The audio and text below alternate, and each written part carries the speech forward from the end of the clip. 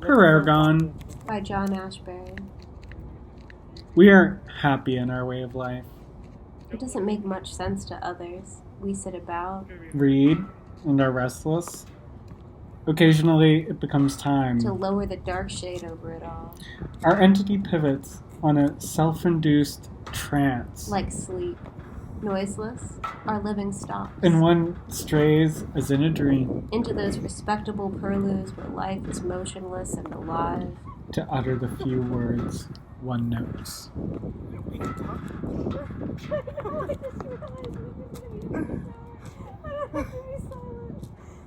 God is right when he suggests that cats are good and that he is well pleased with cats.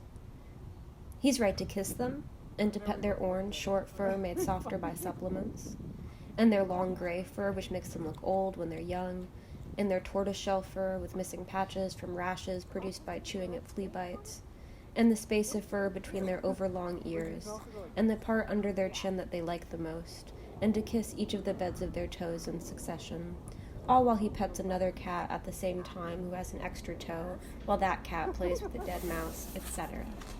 Cats are good, he reminds us, every time we come across one. Take, for example, Easy, who was missing a leg and all teeth but one. God was right to make me watch her die. He wanted me to experience the stupidity of my sentimental attachment to pets in the midst of global catastrophe. The smallness of the sorts of things we're given to care for so that we can remember not to care for those things that, if we did, would require a complete overhaul of the structure of life. He wanted me to become the immortal protagonist of de Beauvoir's All Men Are Mortal, the title of which suggests that the protagonist might be misgendered.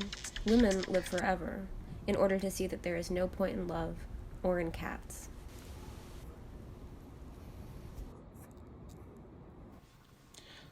Diana remembered then, as Shiv did, the time she realized that she could not for the life of her remember where she had read something Kenneth wrote, which she knew, at least, that she had read when she was 18, when Shiv met her.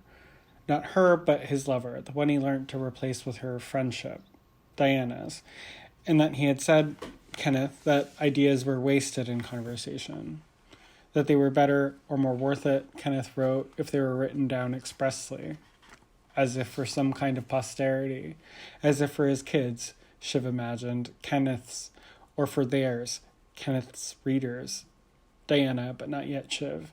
Or if not for the children, then for the possibility that ideas, when they are written down and not wasted in conversation, have the ability to be cherished as an only child can be. Unfucked, not yet sistered by speech. And as she tried to remember what Kenneth wrote, she remembered how he, Shiv, told her in conversation and not in writing that she should forget about it, because first, he lied to her. Most of Kenneth's ideas, especially that one, were bullshit anyway. Or at least, he went on, they were irrelevant to that moment. And second, that Kenneth only ever wrote one good poem anyway, and that was a poem about talking to Patrizia. Probably the same Patrizia who, somewhere else, for a woman, writes, the happy ones are almost always vulgar. Happiness has a way of thinking that's rushed and has no time to look but keeps on moving, compact and manic, with contempt in passing for the dying. And who for another woman probably writes, from behind, standing from a distance and passing the taxi meter running, I'd watch her hair, and what would I see? My stubborn theater. Curtain won't fall, my always open theater, best to leave as soon as the show begins. Probably the same Patrizia who tells Kenneth to, in his own poem, hide in the bushes, outside of the house of the woman who has abandoned him. Patrizia who, Kenneth says, doesn't want to talk about love, she says she just wants to make love, but she talks about it almost endlessly.